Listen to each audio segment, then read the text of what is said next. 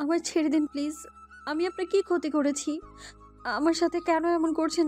এমনটা করবেন না প্লিজ। এই কয়েকদিনে আমায় একটু শান্তিতে বাঁচতে দিন প্লিজ। কাঁদতে কাঁদতে কথাগুলো বলল মো। তবে তার কথায় কোনো ভাবান্তর হলো না। তার উপর ঝাঁপিয়ে পড়া লোকটি। সে নিজের কাজেই ব্যস্ত। অনেক চেষ্টা করেও যখন কোনো লাভ হলো না তখন চুপ হয়ে গেল মোম। হাত পায়ে ছড়াছড়িও বন্ধ হয়ে গেল। নীরবে অশ্রু বিসর্জন দিতে লাগলো। হঠাৎ চোটপাট বন্ধ হয়ে যাওয়ায় মোমের গলা থেকে মুখ তুলে তাকালো নব। দ্রুত হাত সরালো মোমের পরনে হলুদ শাড়িটার ভাঁজ থেকে। উঠে বসলো সে। মোম চোখ খুলে ড্যাব ড্যাব করে চেয়ে আছে নভের দিকে। লোকটা তাকে সত্যিই ছেড়ে দিল? ভাবনার মাঝেই নব শক্ত কণ্ঠে বলল, অবয়ব রায়ানিশ নভও কাউকে ছেড়ে দেয় না sweetheart. Be ready for next surprise.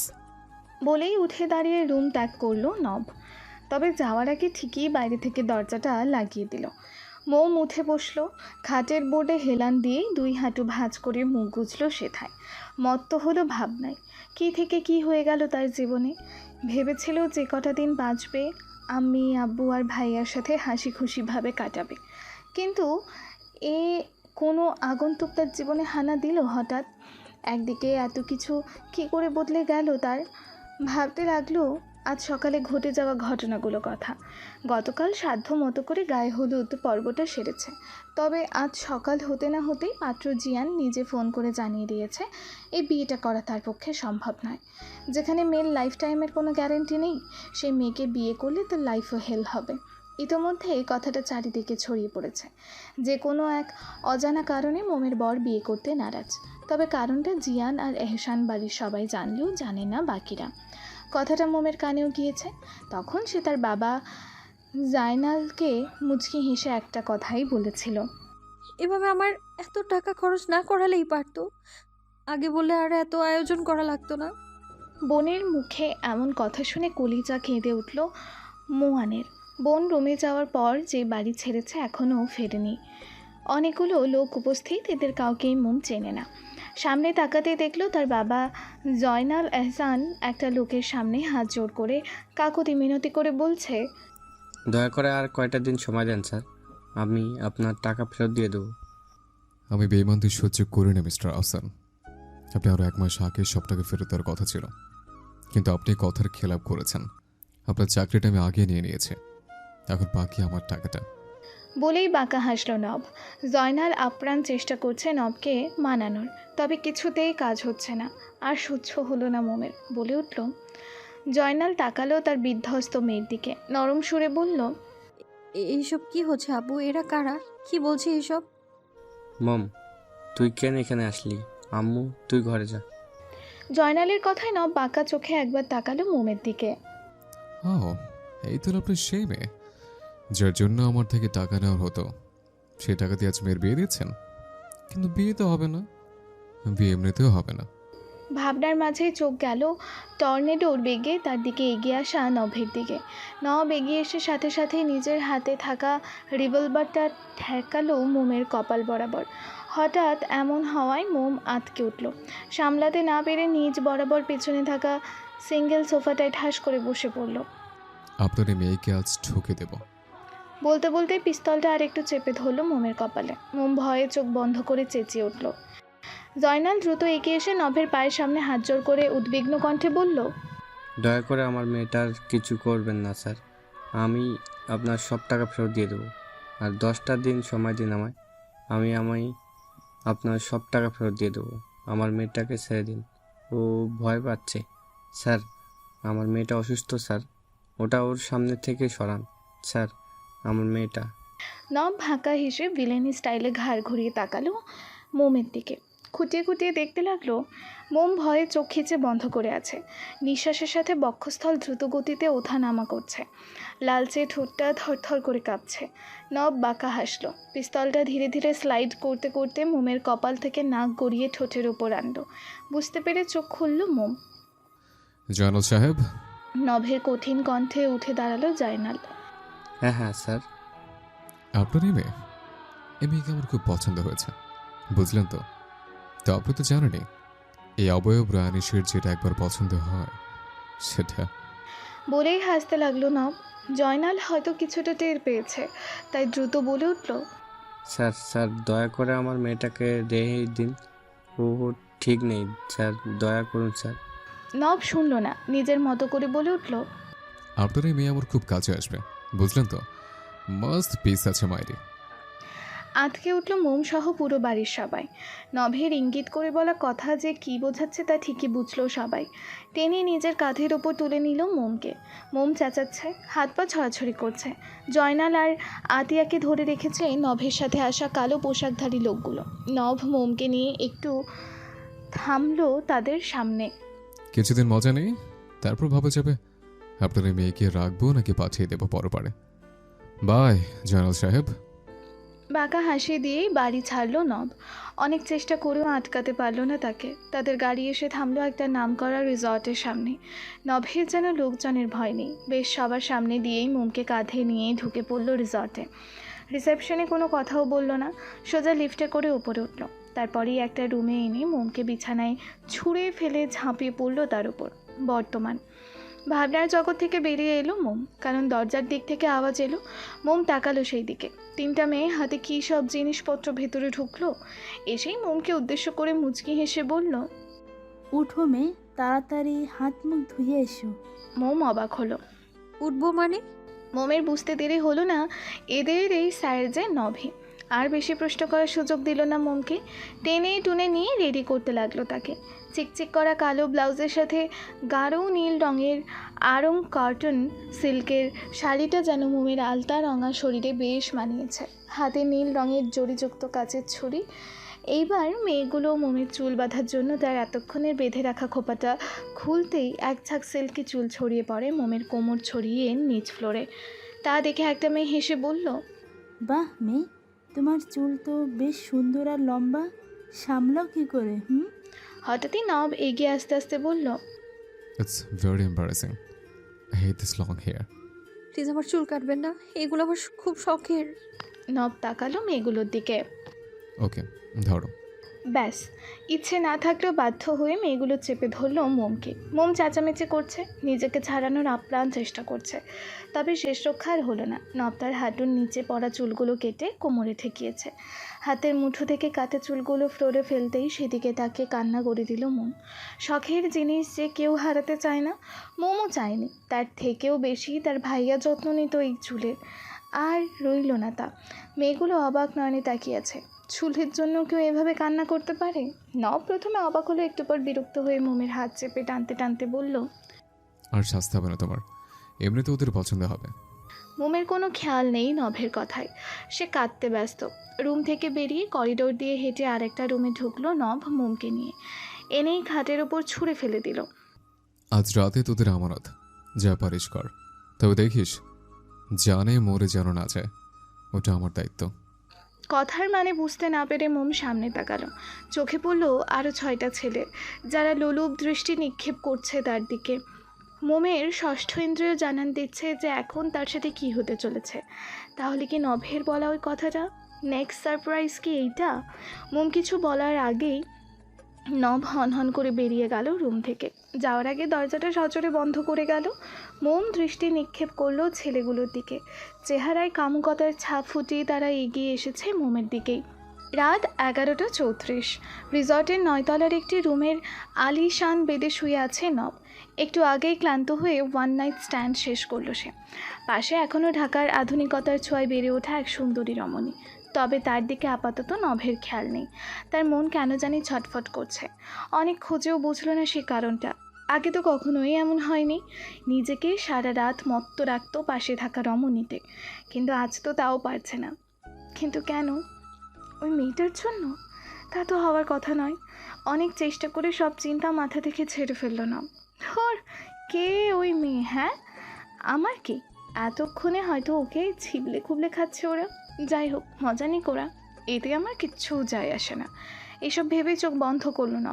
তবে তা ন্যানো সেকেন্ডও টিকলো না। চোখের পাতায় ভেসে উঠল মোমের তখনকার কান্নারত চেহারাটা, আর সাথে কাতর কণ্ঠধ্বনি। প্লিজ এই কয়েকটা দিন আমাকে একটু শান্তিতে বাঁচতে দিন। তড়িৎ গতিতে চোখ খুলল নব। হঠাৎই বলে উঠল, আমারও কি বাঁচাতে হবে? অস্থির হয়ে উঠল নব। উঠে দাঁড়িয়ে যেতে নিলেই পাশে থাকা মেয়েটি তার হাত চেপে ধরল। কণ্ঠে মাদকতা এনে বলল, হোয়ার আর ইউ গোয়িং সুইটহার্ট? নব তাকালো তার দিকে, তারপর আবারও সামনে ফিরে টেবিলে রাখা নিজের জ্যাকেটের পকেট থেকে একটা মোটা টাকার বান্ডেল নিয়ে মেয়েটির দিকে ছুঁড়ে মারলো। তোমার আজকের payment. Now you can go. আর দাঁড়ালো না সেখানে, উদাম শরীর নিয়ে দ্রুত পা চালিয়ে বেরিয়ে গেল ওই রুম থেকে। প্রায় 20 কদম পেরিয়ে এসে দাঁড়ালো আরেকটা রুমের সামনে। কড়া নাড়ল, তবে কোনো রেসপন্স পাওয়া গেল না। আর সহ্য হচ্ছে না নভের, বুকটা কেমন লাফাচ্ছে। মনে হচ্ছে মনকে এক্ষুনি না দেখলে হৃদয়টা শরীর পাঁজর ছেড়ে বেরিয়ে আসবে। পকেটে থাকা মাস্টার কি কাটটা দরজার লকে লাগাতেই খুলে গেল দরজা। দ্রুত ঢুকলো নব, একটু যেতেই পায়ের সাথে লাগলো কিছু একটা। ঝনঝন শব্দ করে উঠল। নব তাকালো সেই দিকে, একটা স্টিলের শোপিস। আগমনের দিক লক্ষ্য করে তাকাতেই দেখলো মোম বিধ্বস্ত অবস্থায় রুমের এক কোণে দাঁড়িয়ে। হাতে থাকা কাচের ফ্লাওয়ার ভাসটা মাত্রই ছুঁড়ে মারল সামনের দিকে। টুকরো টুকরো হয়ে গেল সেটি। আরেকটি তুলে নিল হাতে। মোমের দৃষ্টি অনুসরণ করে রুমের আরেক দিকে তাকাতেই দেখলো তখনকার 6টা ছেলে দাঁড়িয়ে বারবার কৌশলে মোমকে ধরার চেষ্টা করছে। তবে মোম তাদের দিকেই নানা জিনিসপত্র ছুঁড়ে মারছে। ইতোমধ্যে একটা ছেলের নাকও ফেটে গেছে মোমের আক্রমণে। এত কিছুর মাঝেও নব মনে মনে মোমের বাহবা দিল। বাহ, এতক্ষণ পর্যন্ত নিজেকে সেফ রেখেছে মেয়েটে। সাহস আছে মায়েরি। এইদিকে মোমের মাথা চক্কর দিচ্ছে, তবু আপ্রাণ চেষ্টা করছে নিজেকে ঠিক রাখার। এখন জ্ঞান হারালে যে নিজের সর্বস্ব হারিয়ে যাবে। নভের দিকে চোখ যেতেই যেন দেহে প্রাণ ফিরে এলো তার। কে কেন এসেছে এইসব ভাবার সময় নেই। দৌড় লাগালো নভের দিকে। কাছাকাছি যেতেই পায়ে কিছু একটা ঠেকলো। একটু থামলো, তবে বেশি না। আবারও দৌড়ে গিয়ে জাপটে ধরলো নভের গলা। আমায় বাঁচান প্লিজ, এখানে থাকলে আমি মরে যাব। আমি মরতে চাই না, প্লিজ আমায় বাঁচান। ওরা আমায় মেরে ফেলবে। বলতে বলতেই অঝরে কেঁদে উঠল মোম। নভের বুকটা ধক করে উঠল। এমন কেন হচ্ছে তার কিছুই বুঝতে পারছে না। আর মনেই নিজের হাত দিয়ে মোমকে জড়িয়ে ধরতে যাবে, তখনই ওই ছেলেগুলোর মধ্যে একটা ছেলে বলে উঠল। ইয়ার, তুই এখন এখানে? থেমে গেল নভ, মাথা চারা উঠল। নো নো নো নভ, তুই এটা কি করছিস? একদম নিজেকে উইক করবি না। নিজেকে সামলে শক্ত হাতে মোমকে ছাড়ালো নিজের থেকে, টেনে ছুঁড়ে ফেললো ফ্লোরে। রাগী গলায় বলল, হ্যাঁ মেয়ে, তোর সাহস কি করে হয় আমাকে টাচ করার? You bloody bastard. প্লিজ বাঁচান আমায়। এটা একটুও ভালো না। আমার সাথে এমনটা করবেন না প্লিজ। আমাকে বাঁচান, আমি বাঁচতে চাই। মোমের কণ্ঠ খাটে নেমে গেল, বন্ধ হয়ে গেল কথা। হাত দুটো আলগা হয়ে এলো নভের পা থেকে। নিজের শরীরের সমস্ত ভর ছেড়ে দিল নভের পায়ে। হেরান দিয়ে পড়ে রইল সেখানটায়। নভ তাকালো মোমের দিকে, সাথে বাকিরাও। অজ্ঞান হয়ে গিয়েছে, আবার আর কিচ্ছু করতে পারবে না, নে চল। বলেই একটি ছেলে এগোতে লাগলে নভ হাত সামনে এনে বাধা দেয়। ওয়েট, থাক এখন। আজ ছেড়ে দে একে। ছেলে অবাক হয়ে বলল, নব, তুই এ কথা বলছিস? হ্যাঁ বলছে। এখন ঘুমিয়ে পড় তোরা, আজ আর কিছু হবে না। নব ঝুঁকলো মোমের দিকে। হাত দিয়ে মোমের বাম হাতের কবজি ধরে টানতেই মোমের নিথর শরীর বেসামাল হয়ে ঢুলতে লাগলো। কেন কেন কেন আমি একে বাঁচালাম? কেন ডামেট, কেন আমার সাথে এমনটা হচ্ছে? ওয়াই? উত্তেজিত হয়ে কথাগুলো বলতে বলতে নিজের চুল খামচে ধরল নব। নিজেকে আজ পাগল পাগল লাগছে তার। এই মেয়েটাকে নিয়ে এসেছে নিজের আয়েশের জন্য, কিন্তু এখন কিছুই করতে পারছে না। ভেতর থেকে কেউ যেন বারবার বাধা দিচ্ছে। ঘন ঘন কয়েকটা নিঃশ্বাস ফেলে নিজেকে সামলালো নব। নিজে নিজেই বলে উঠল, না, একে আর বাঁচিয়ে রাখা যাবে না। এই বেঁচে থাকলে আমার এমনটা হবে। এখনই শেষ করবো একে, এক্ষুনি। বলেই সামনে থাকা টেবিলের ওপর থেকে পিস্তলটা হাতে নিল। ট্রিগার অন করে পেছনে ফিরে তাকালো খাটে পড়ে থাকা মোমের দিকে। এক মুহূর্তও দেরি করলো না, দ্রুত পায়ে এগিয়ে গিয়ে পিস্তল ঠেকালো মোমের বুকের বাঁ পাশটায়। ট্রিগারে আঙুল দিয়ে চোখ তুলে তাকালো মোমের মুখের দিকে। মোম একটু নড়ে চড়ে উঠলো। ঘুমের মধ্যেই নিচের ঠোঁট দিয়ে উপরে ঠোঁট একটু চেটে নিয়ে আবারও হালকা নাড়তে নাড়তে থেমে গেল, ঠিক যেমন একটি দুধের বাচ্চা করে ঘুমের মাঝে। ব্যাস, হালকা চেপে রাখা আঙুলটা আলগা হয়ে এলো ট্রিগার থেকে। পিস্তলটাও লক্ষ্য ভেদ করলো। নব উদ্ভ্রান্তের ন্যায় তাকিয়ে রইল মোমের রক্ত জবার মতো লালচে পাতলা ঠোঁট দুটির দিকে। মুহূর্তেই জমে গেল সে।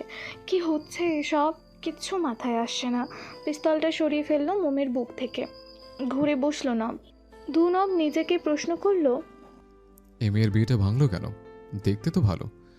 কোন ছেলে কি বিয়ের দিন রিজেক্ট করে, তাও হুট করে? এদিকে নিজের রুমে স্তব্ধ হয়ে বসে আছে জয়নাল এহসান।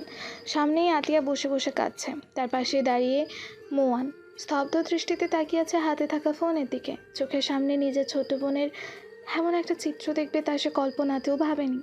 আর সাথে লেখা একটা SMS। দ্রুত টাকা ফেরত না দিলে মেয়ের প্রাণটাও যাবে। সবে তো সম্মান গেল। মোয়ান মাথা তুলে তাকালো বাবার দিকে। লোকটা পাথর হয়ে গেছে। এদিকে তার মা আহাজারি করে কাঁদছে। ফোন লাগালো নভের নম্বরে। এদিকে জয়নালের ফোন পেয়ে নভের হাসি আর একটু চওড়া হলো। রিসিভ করলো সে। সাথে সাথে ভেসে এলো জয়নালের কান্নারত ভাঙা গলা।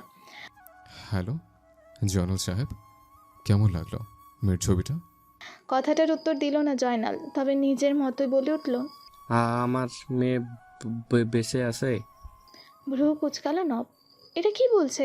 কোথায় মেয়ের সম্মানহানির কারণে তাকে ছেড়ে দিতে বলবে তা না, কি জিজ্ঞেস করছে মেয়ে বেঁচে আছে কি না। নব তাকালো মোমের ঘুমন্ত মুখের দিকে। না, নিঃশ্বাস পড়ছে, সাথে সাথে বক্ষ গহ্বরে ওঠানামা করছে। বেঁচেই আছে। নব আবারও মনোযোগ দিল ফোনে। এতে মরার কি আছে জয়নাল সাহেব? আপনার মেয়ে এখনো দিব্যি শ্বাস নিচ্ছে। সাথে সাথে ফোনের ওপাশ থেকে জয়নালের উৎকণ্ঠা ভেসে এলো। কি? মা ঠিক আছে? এখনো বেঁচে আছে আমার মিজান? নব বিরক্ত হলো। আরে হ্যাঁ, বেঁচে আছে আপনার মেয়ে। এখন দ্রুত টাকাটা দিয়ে নিজের মেয়েকে নিয়ে যান। জয়নালের কণ্ঠ খাদে নেমে গেল। ওকে, আমি আর এই বাড়িতে তুলতে পারবো না। নব অবাক হলো। মেয়েকে নিতে চাইছে না? নব প্রশ্ন করলো। কে আর জয়নাল সাহেব, একদিনে মেয়ের মায়া শেষ? মায়া কখনো শেষ হয় না স্যার, সেটি দিনকে দিন বাড়তে থাকে। আমার বাড়ির সবাই সাপ বলে দিয়েছে। মাকে বাড়িতে আনলে আমাদের এই সমাজ ছাড়া করবে সবাই মিলে। নব বুঝলো ব্যাপারটা, তবে এই কথার পরিপ্রেক্ষিতে কি বলা যায় তা ভেবে পেল না সে। তবুও বলল, এসব আমার দেখার বিষয় না, আমার টাকাটাই চাই সব, ব্যাস। বলেই কল কেটে দিল নব। সন্ধ্যা প্রায় 7টা। মরতে তো তোকে হবেই মেয়ে, তোর বাপ টাকা না দিলে তুই তো শেষ। এতক্ষণের রাগী তেজি ফেসটা মুহূর্তেই পরিণত হলো একরাশ অভিমানে। উদাস হয়ে বলল।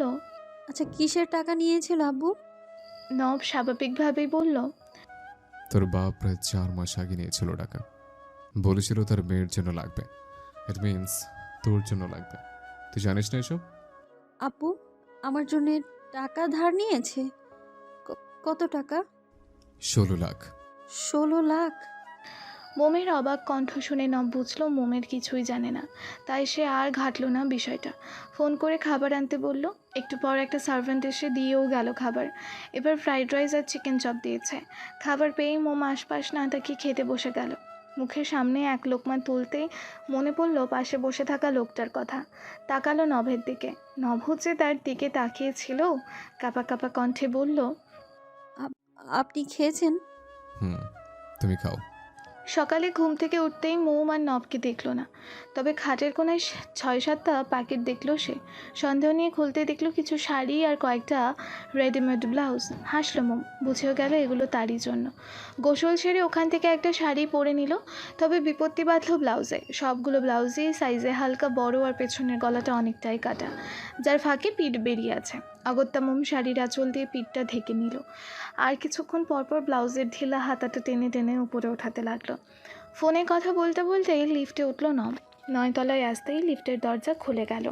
সাথে সাথে চোখের সামনে ভাসমান হলো মোমের শাড়ি ধরে দৌড়ে আসার দৃশ্য। নবকে দেখতেই থমকালো মোম, ভূত দেখার মতো চমকালো সে। এই মুহূর্তে নবকে একদমই আশা করেনি সে। পেছন থেকে একজন সার্ভেন্ট দৌড়ে এসে থামলো তাদের সামনে। হাঁপাতে হাঁপাতে বলল। সরি স্যার, আমি খাবার দিতে গিয়েছিলাম, সেই সুযোগই ম্যাম দরজা খোলা পেয়ে দৌড়ে পালিয়ে এলো। I am really sorry sir. নব অগ্নিদৃষ্টি নিক্ষেপ করলো মোমের দিকে। তা দেখেই মোমের কলিজার পানি শুকিয়ে এলো। কি হিংস্র চাহনি নভের! কিছু বলার সুযোগ দিল না মোমকে। হাত ধরে টেনে নিতে লাগলো। মোমো ছাড়ার পাত্রে নয়, হাত মুচড়াতে মুচড়াতেই বলল। ছাড়ুন আমায়, আমায় যেতে দিন এখান থেকে। আমি এখানে কিছুতেই থাকবো না, বাড়ি যাব আমি। হাত ছাড়ুন বলছি। কে শোনে কার কথা? নব রুমে এনে ফ্লোরে ছুঁড়ে ফেললো মোমকে। দরজাটা ভেতর থেকে আটকে দ্রুত এগিয়ে গেল মোমের দিকে। মোম খাটের কোনায় নিচে বসে আছে। নব গিয়েই মোমের স্নিগ্ধ কেশগুলো মুঠোবদ্ধি করলো। সাথে সাথেই মোম ব্যথায় কুকড়িয়ে উঠল। লাগছে আমার, চুল ছাড়ুন। নভের রাগ আকাশ তুঙ্গে, দাঁতে দাঁত চেপে বলল, এত শখ না বাড়ানোর? হ্যাঁ, খুব শখ। তুই আমার কবল থেকে পালাবি, এই অবয়ব আনিসের কবল থেকে? বলতে বলতেই মোমের চুল টেনে মাথাটা একটু পেছনের দিকে এলিয়ে দিল। মোমের চোখের বাঁধ ভাঙল, ব্যথা সহ্য হচ্ছে না আর। নিজের হাত দিয়ে নভের হাত ছাড়ানোর চেষ্টা করছে, তবে কিছুতেই শক্তি কুলাচ্ছে না। প্লিজ আমার চুল ছাড়ুন, ভীষণ লাগছে আমার। নভের রাগ তরতর করে বেড়েই চলেছে। লাগছে না? এইটুকুতে লাগছে? লাগুক, আরও লাগুক। এবার বলছ তুই পারনার ফল। বলতে বলতেই আরো শক্ত করে চেপে ধরল মোমের চুলের মুঠি। মোমের চিৎকার কে শোনে, পাগলের মতো চেঁচাচ্ছেও। কি অসহ্য যন্ত্রণা! মোম জ্ঞান হারালো, মাথাটা এলিয়ে পড়লো খাটের ওপর। নব এতে আরও রেগে গেল, গদগদ করতে করতে দড়ি নিয়ে আসলো। মোমের হাত আর পা দুটো বাঁধতে বাঁধতে বলল, খুব পালানোর শখ না তোর? আজ থেকে এভাবে বেঁধে রাখবো তোকে, দেখি তুই আবার কি করে পালাস। উঠে গিয়ে সেন্টার টেবিলে 2-3টা লাথি মেরে নিজের রাগ কমানোর চেষ্টা করলো, তবে কিছুতেই যেন কমছে না তা। তাকালো মোমের দিকে। আহ, আমায় বাঁচতে দাও, আমায় এত তাড়াতাড়ি মেরো না। আল্লাহ, আল্লাহ মেরো না আমায়, আর কিছুদিন বাঁচাও আমায় আল্লাহ। আহ, আর পারছি না আল্লাহ। নভের কপালে চিন্তার ছাপ ফুটে উঠল।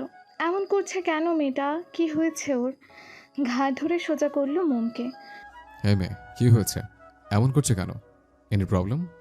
মোম আধো আধো চোখ খুলল, বারবার বাঁধা হাতটা ছাড়ানোর চেষ্টা করছে, টিকে থাকার আপ্রাণ চেষ্টা করছে, তবে শেষ রক্ষা আর হলো না। আবারও চোখ বুঝে ঢলে পড়ল নভের বুকের উপর। নভ বুঝতে পারছে না কি হচ্ছে, নিঃশ্বাসের গতি বেড়ে যাচ্ছে তার। মোম তার বুকে ঢলে পড়তেই পিঠে হাত দিয়ে জড়িয়ে নিল মোমকে সে। বেশ কিছুক্ষণ কাটলো। মোম শান্ত হয়ে পড়ে আছে নভের বুকে। নভও চুপ হয়ে গেছে, কেন যেন তার বুকটা ধকধক করছে। রক্ত? রক্ত কোত্থেকে এলো? এই মেয়ে, হাই! বলতে বলতেই মোমের মুখটা নিজের মুখ থেকে ওঠাতেই কলিজা কেঁপে উঠল তার। এটা কি করে হলো? মোমের নাক কান মুখ থেকে গড়িয়ে গড়িয়ে রক্ত পড়ছে, এমনকি দুই চোখের কার্নিশ বেয়েও ঝরছে ঘন লাল রঙের রক্ত। থমকে গেল নব, মুহূর্তেই জ্ঞান শূন্য হলো। নিজেকে কেমন পাগল পাগল লাগছে। এটা এটা কি করে হলো? আপনার কে হয় উনি, মিস্টার রাওনিস? এত কিছু জানার কোনো প্রয়োজন আপনার নেই ডক্টর। ওর কি হয়েছে সেটা বলুন।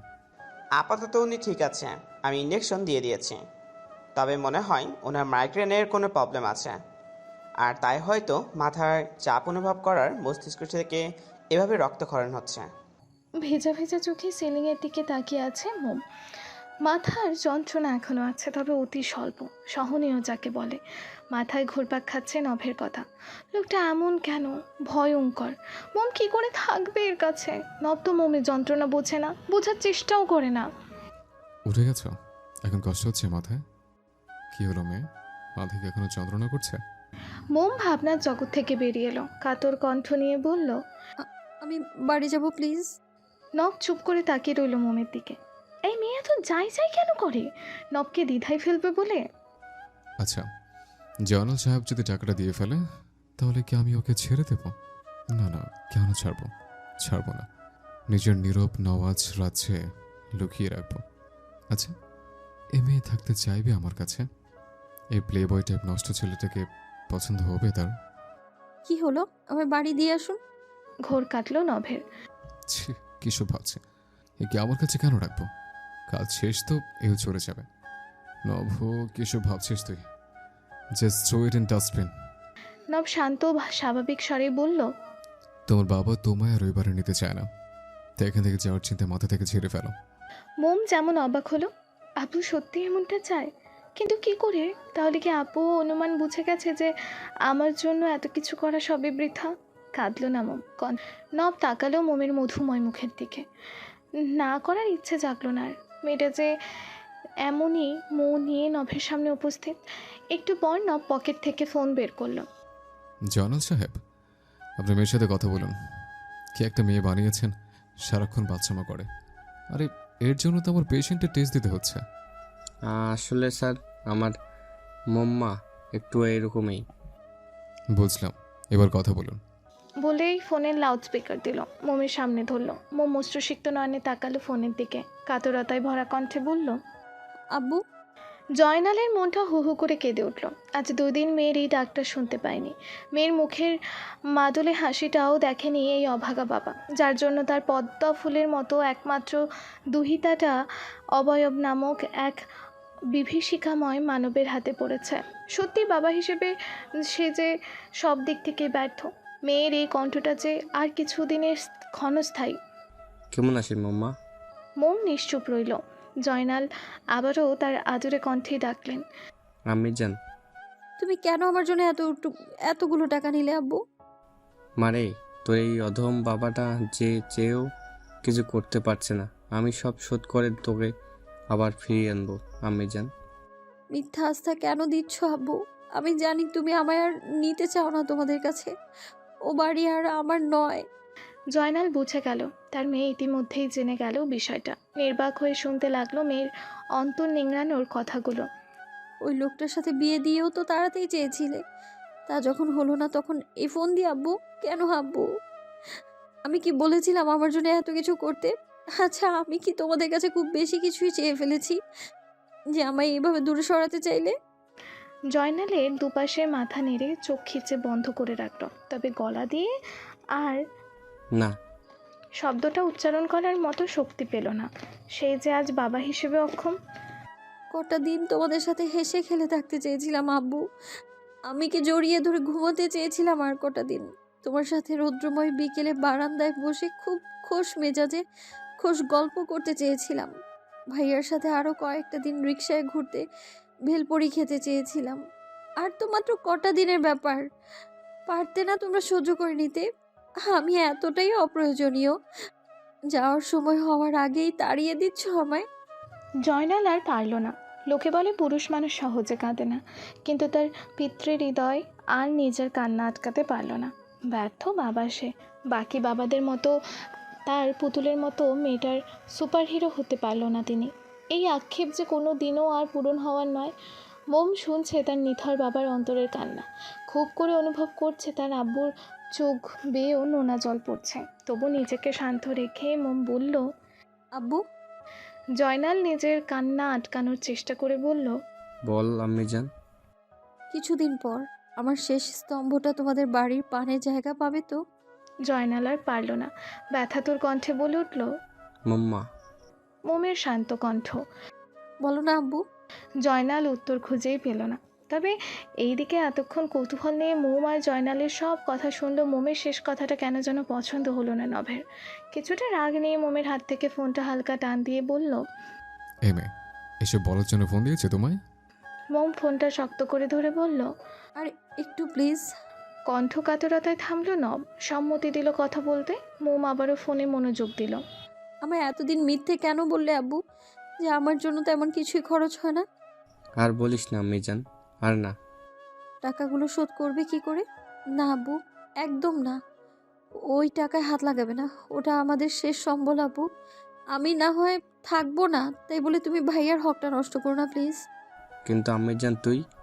আর কত করবে আমার জন্য? প্রয়োজন নেই আর। অনেক তো করলে। তুমি এই লোকটার টাকা শোধ করে দিয়ে আর কারো থেকে আমার জন্য টাকা চাইবে না বলে রাখলাম। আমার দিব্যি তোমায়। আমি রাখছি। ভালো থেকো, আম্মিকেও দেখো। চেষ্টা করবো আর কখনো না ফেরার তোমাদের নিরে। আমার আধার বাড়িটাই বেশ আমার জন্য। রেখে দিল মোম। ওদিকে আত্মা নিংড়ানো কান্না বেরিয়ে এলো এক ব্যর্থ বাবার বুক চিরে, যার অসহনীয় যন্ত্রণা শুধু তিনি নিজেই অনুভব করতে পারছেন, আর কেউ না, কেউই না। কারণ তিনিই যে ওই মোমের মতো মেয়েটার বাবা। কেটে গেল আরও কয়েকটা দিন। এ কটা দিনেই নভের অজানা অনুভূতিগুলো আরও কিছু ধাপ এগিয়ে গিয়েছে। নিজের কাছেই নিজেকে অচেনা লাগছে। আয়নার সামনে দাঁড়িয়ে নিজেকেই নিজে প্রশ্ন করছে, এটা কি সেই অবয় ব্রায়ানিস? আগের মতো এখন আর ক্লাব পাব ভালো লাগে না। অফিস শেষে মনে হয় এখন আমার গন্তব্য রিসোর্টের 9 তলার ওই কর্নার রুমটা, যেখানে গেলে দেখবে কাঙ্ক্ষিত মুখটি, ডাগর গরম কৌতূহলী চোখ। দেখলে নাইট ক্লাবের হুইস্কির বোতলের কথা মনে পড়ে। ওই মেয়েটার যে কোন কণ্ঠনালী নাড়িয়ে বলা কথা শুনলে মনে হয় যেন পাবের ডিস্কো সংসগুলো খুবই নগণ্য। রুমের দরজাটা খুলে মেয়েটার বিছানায় পড়ে থাকে মোলায়েম শাড়িটা জড়িত শরীরটা দেখলে মনে হয় প্রতিদিন রাতের স্মার্ট সুন্দর রমণীগুলোর দেহ কোনো কাছে আসে না। রাত প্রায় 12টা। ড্রিম লাইটের নীলছে আলোয় বিছানায় ভাসমান হয়ে আছে দুটো অর্ধনগ্ন শরীর। নব ব্যস্ত তার আজকের বেড পার্টনারকে খুশ করতে। সে রমণীয় আপ্রাণ চেষ্টা চালাচ্ছে নিজেকে নভের সামনে সর্বোচ্চ তুলে ধরতে। দুজনেই মত্ত এক রঙ্গলীলায়। সকালে নব ভাবনায় ডুবলো। সত্যি মেয়েকে অবৈধভাবে স্পর্শ করতে পারছে না নব, এমন কখনো হয়নি তার। কত কত মেয়ের সাথে বেড শেয়ার করেছে সে, হিসেব নেই। তবে সে পারে নাই মেয়েকে স্পর্শ করতে। এ কেমন অনুভূতি তার! তেজ ভাইয়া সব বলেছে আমায়। আপনি যে কত মেয়ের সাথে ইন্টিমেট হয়েছেন, প্রতি রাতেই যে আপনার এক একটা লাগে তাও বলেছে আমায়। নব একটু বিরক্ত হলো তেজের প্রতি। শালা এসব বলার কি ছিল মোমকে? কি ভাবছে আমায়ও? ধুর, ও কি ভাবলো তাতে আমার কি যাচ্ছে ভাবুক। নব আবারও মোমে মনোযোগ দিল। ডান হাতে ভর দিয়ে বাঁ হাতটা তুলে মোমের গলায় স্লাইড করতে লাগলো। কেঁপে উঠল মোম। অস্থির অনুভূতিরা হানা দিচ্ছে শরীরে। মাথাটা একটু কাত করে চোখ খিচে বন্ধ করে ফেলল সে। হাত দিয়ে বিছানার চাদর খামচে ধরল। শরীরে আবারও শিহরণ বইয়ে দিল নভের ছুরির মতো ধারালো কণ্ঠ। তাহলে আজ রাতের বেদ পার্টনার তুমি হয়েছ? কি বলো, রাজি তো? কেঁপে কেঁপে উঠছে মোম। ঠোঁটদ্বয় কাঁপছে তার। অনেক কষ্টে বলল। ছাড়ুন না। হাসল নব। আরেকটু এগিয়ে এলো মোমের দিকে। হাতটা এবার গলাসহ ঘাড় ছুঁয়ে দিচ্ছে মোমের।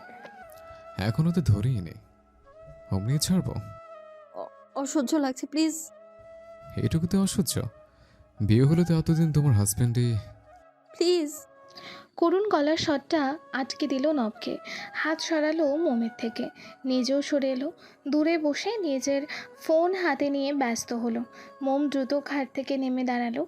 দৌড়ে ওয়াশরুমের দিকে যেতে নিল। সামনে এসেই থামলো। পেছনে ফিরে তাকালে নভের দিকে। আলতো কণ্ঠে ডাকলো। শুনুন। নব তাকালো। ভ্রু নাচিয়ে বোঝালো কি? আমার হাজব্যান্ড যখন আমায় টর্চার করতো তখন সম্পর্কটা হালাল হতো। নব নিচের দিকে তাকিয়ে কিছু একটা ভাবলো। পরক্ষণে মুখ তুলে বলল। টাচ তো টাচই হয়, হালাল আর হারাম কি? মোম আনমোনা হলো। ঠাই গ্লাস দিয়ে তাকালো বাইরের রাতের চাকচিক্যময় শহরের দিকে। সেদিকে তাকিয়ে বলল। অপবিত্র শরীর নিয়ে দুনিয়াটা ছাড়তে চাই না আমি। বলেই দ্রুত পায়ে ওয়াশরুমে ঢুকে গেল মোম। এদিকে নব অবাক দৃষ্টিতে তাকিয়ে রইল সেই দিকে। কি বলে গেল মোম? এর মাঝে দুনিয়া ছাড়ার কি হলো?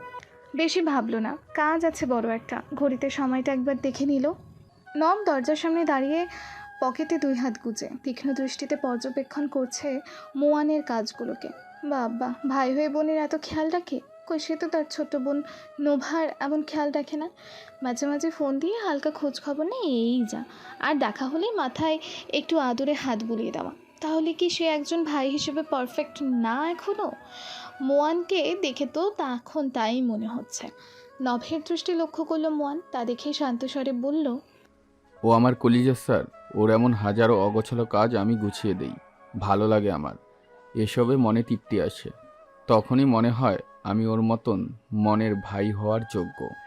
কথাগুলো অন্তরে আঘাত করলো নভের। ভাবলো সত্যি সে ভাই হিসেবে অযোগ্য। তবে এমন অনুভূতি আর প্রকাশ করলো না মুখে। শুধু এটুকুই বলল।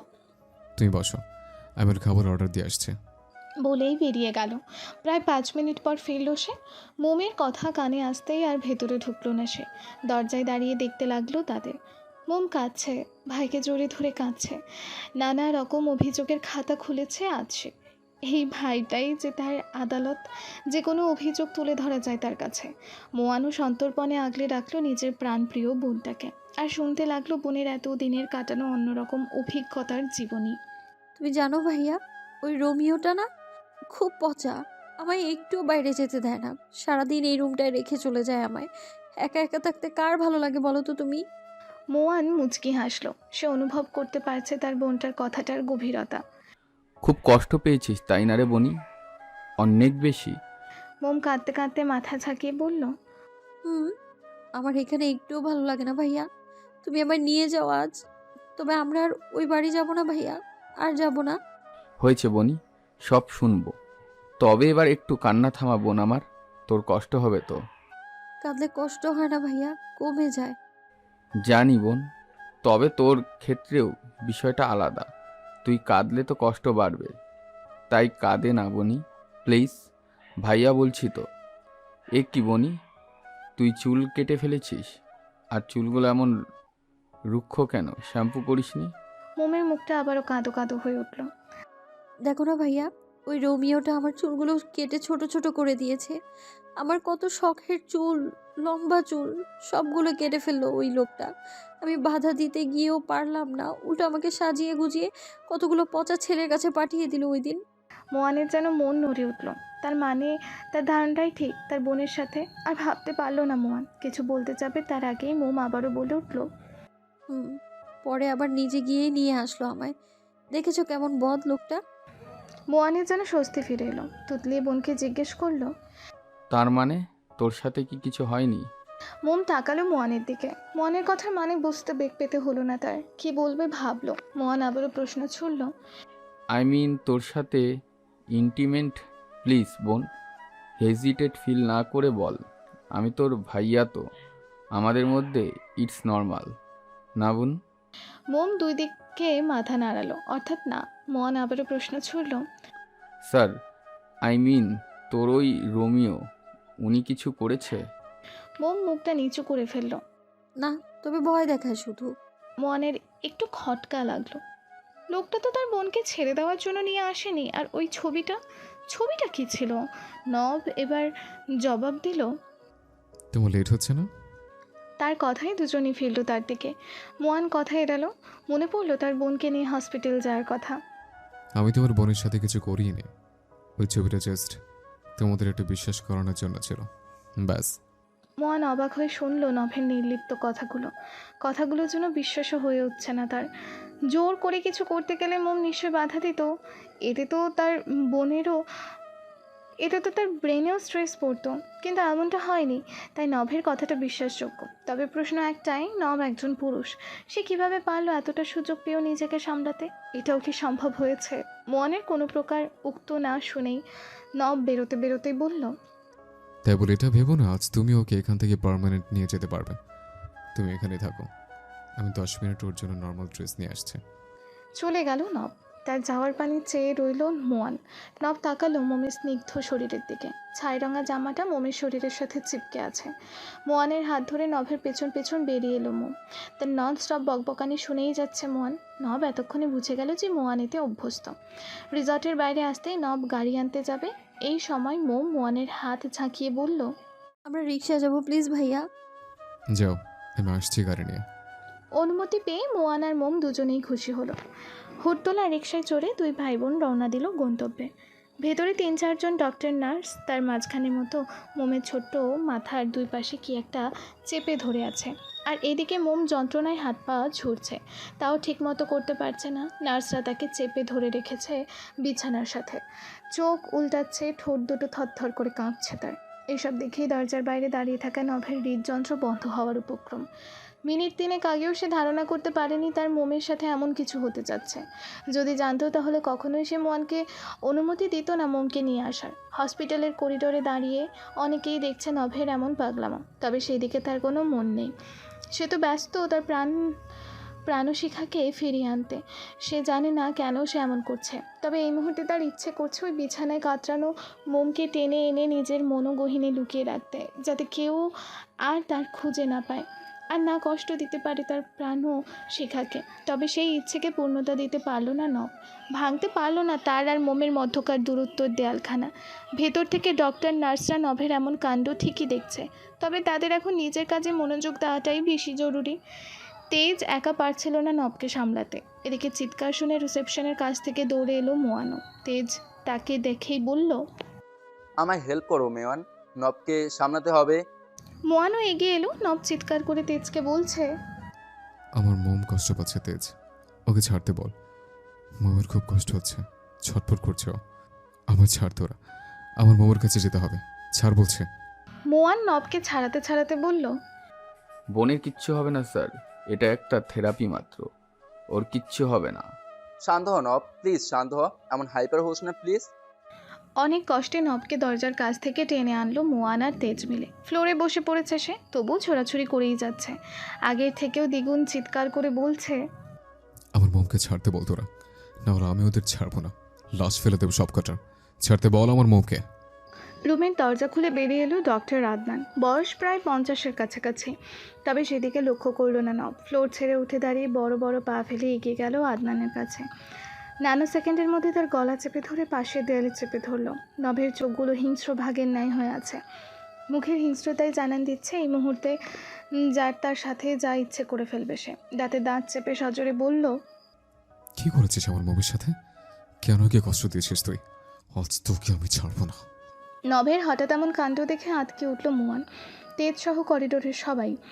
তেজ দ্রুত গিয়ে ছাড়ানোর চেষ্টা করলো, তবে ব্যর্থ সে। ডক্টর আদনানকে প্রায় শূন্যে উঁচিয়ে তুলল নব। এদিকে ডক্টরের প্রাণ যায় যায় অবস্থা। মুয়ানও ছাড়াতে গেল নবকে, তবে এবার আর পারছে না। শেষমেশ বুদ্ধি করে তেজ বলে উঠল, মোমের কাছে যাবি না নব? হুঁশ ফিরল নভের। হাত ছেড়ে দিল আদনানের গলা থেকে। সাথে সাথেই আদনান মুখ থুবড়ে ফ্লোরে পড়ল। নব দৌড়ে গেল কেবিনের ভেতর। এদিকে তেজ আর মোয়ান ডক্টর আদনানকে সামলাতে লাগলো। So sorry, it's a mistake doctor. ও কোনো মতে নিজেকে সামলে নিল। এদিকে মাত্রই মোমের মাথার নিচে বালিশটা ঠিক করতে দিতে লাগলো একজন নার্স। তখনই তড়িৎ বেগে ছুটে এসে মোমকে তুলে জাপটে ধরল নব। মুখখানা গুজে দিল মোমের মসৃণ ঘাড়ে। নভের শরীর এখনও কাঁপছে, তবে শান্ত লাগছে মনটায়। এতক্ষণে চাতক পাখির ন্যায় লাফাতে থাকে অন্তঃকরণটা ধীরে ধীরে স্থির হয়ে এলো। ধীরে ধীরে মুখ তুলল নব। মোমের হেলে যাওয়া মাথাটা সযত্নে নিজের হাতে তুলে নিল। বদ্ধ চোখের পাতা বিন্দু বিন্দু জল লক্ষ্য করলো। ভ্রু কুচকে তেজকে প্রশ্ন ছুড়ল। মম এমন করে আছে কেন? কি হচ্ছে ওর? তেজ এসে নভের কাঁধে হাত রাখলো। কিছু হয়নি মোমের, একটু পরে ঠিক হয়ে যাবে। মোয়ান জিজ্ঞেস করলো, আপনি ঠিক আছেন স্যার? নব এবার তার দিকে তাকিয়ে প্রশ্ন ছুড়ল। সত্যি মম ঠিক হয়ে যাবে তো? হ্যাঁ সত্যি, আপনি একটু নিজেকে সামলান প্লিজ। সময় নিয়ে শান্ত হলো নব। মোমের শুইয়ে দিল, কারণ একটু আগেই একজন নার্স এসে মোমের হাতে এক ব্যাগ রক্তের সিরিঞ্জ পুশ করে গেল। ব্লাড দেওয়া হচ্ছে মোমকে। সে নিথরতার সাথে ঘুম। শান্ত হয়ে নব শুনল সব। একটা কারণে মোমকে প্রায় 1 মাস পর পর এই থেরাপিটা দেওয়া হয়। তবে নভের মনে প্রশ্ন জাগত, কী এমন কারণে থেরাপি? জানতে হবে তাকে, কী এমন হয়েছে তার মোমের। আপনি কি রিপোর্ট নিয়ে কথা বলছেন? সেটা আমি পেয়েছি, বাট আমার মনে হলো আপনার সাথে কথা বলা উচিত। নব বিরক্ততা নিয়েই বলল। তো বলুন না, কি বলবেন? তেজ বুঝতে পারছে নভের টেনশন হচ্ছে, তাই সে নভকে শান্ত করতে বলল। রিল্যাক্স ইয়ার, কুল ডক্টর। আপনি বলুন তো ব্যাপারটা কি? দেখুন, সিটি স্ক্যানের রিপোর্ট দেখে আমি বিশ্বাস করতে পারছিলাম না যে। নভের ভয় যেন ধীরে ধীরে বাড়তে লাগলো। উতলা হয়ে বলল, ডক্টর, কি হয়েছে? সোজা সাপটা বলুন প্লিজ। ওয়েট, আমি ঝামেলা না করে বলছি। আপনার পেশেন্ট মানে মৌচাক হাসান, উনি প্রায় বছরখানেক আগে ব্রেন ক্যান্সারে ভুগছেন। থমকে গেল নব। নিজের কানকে বিশ্বাস করতে মন চাইছে না। বারবার মন বলছে এটা ভুল, নব এটা ভুল। তবে মনের ধারণা ঠিকই রইল না। নভের মনকে আরও এক ধাপ বিক্ষিপ্ত করার জন্য যথেষ্ট ছিল ডক্টরের বলা আরও একটি কথা। লাস্ট স্টেজে আছে উনি, ওনার হাতে আর মাত্র কিছু মাস সময় আছে। নিজের অজান্তেই নব চেয়ার ছেড়ে উঠে দাঁড়িয়ে গেল। চোখের সামনে ভেসে উঠল মোমের গোল গোল করে তাকিয়ে থাকা মুখটি। কি নির্মল সেই চেহারা, কি মায়া! ওই মায়াতে তো ডুবেছে নব। এখন কি করবে এখন সে? এই প্রথমবারের মতো নভের নিজেকে একা লাগছে। মনে হচ্ছে সে শূন্য, কিচ্ছু নেই তার কাছে। মাথাটা হঠাৎ ঘুরে উঠল তার। হেলে পড়ে যেতে নিলেই তেজ ধরে ফেলল তাকে। নব নব নব, সামলা প্লিজ, শক্ত হ, সামলা নিজেকে। নব হুঁশে ফিরল, কাতর চোখে তাকালো ডাক্তারের দিকে। আপনি আপনি শিওর? না জেনে এসে বলছেন না তো? আমার মম এটা হতে পারে না, নেভার। আমি 100% শিওর মিস্টার অবয়ব। নব নিজেকে আর ঠিক রাখতে পারছে না, কেমন যেন সব ঘোলপাক খাচ্ছে। তেজ ডক্টরকে জিজ্ঞেস করলো। এখন উপায় কি ডক্টর? ডক্টর কণ্ঠ ক্ষীণ করলো। সরি আমার জানা মতে এখনও কোনো সুচিকিৎসা আবিষ্কার হয়নি, তাই ওনাকে বাঁচানো সম্ভব না। সারা দুনিয়া থেমে গেল নভের। কিচ্ছু ভাবতে পারছে না সে। মাথায় শুধু একটা কথাই ঘুরপাক খাচ্ছে। আমার মম আর বেশি দিন নেই, থাকবে না সে আমার সাথে। তেজ তাকালো নভের দিকে। নভের বিক্ষিপ্ত চেহারা যেন তার টনক নাড়িয়ে দিল। একবার তো ভেবেই ফেললো, আমার এতটা কষ্ট হচ্ছে, তাহলে নবের কতটা কষ্ট হচ্ছে সীমাহীন নিশ্চয়ই। সত্যিকারের ভালোবাসে তো নব মোমকে। এই কঠিন সত্যিটা কিভাবে সইবে নব? তবে উপরে উপরে নিজেকে ধাতস্থ করলো। এখন যে নভের পাশে কেউ নেই সে ছাড়া, সে যদি এখন ভেঙে পড়ে তাহলে তো নভের বুকটা চৌচির হয়ে যাবে। নিজেকে শক্ত রেখে তেজ প্রশ্ন ছুড়ল নভের দিকে। আর কতক্ষণ এভাবে গাড়ি করে এদিক ওদিক ঘুরবি? কোথাও তো চল। উত্তর এলো না নভের দিক থেকে। তেজ আবারও বলল, পার্ক, রেস্টুরেন্ট, এনিওয়্যার। রিফ্রেশমেন্টের জন্য বাড়ি যাবি?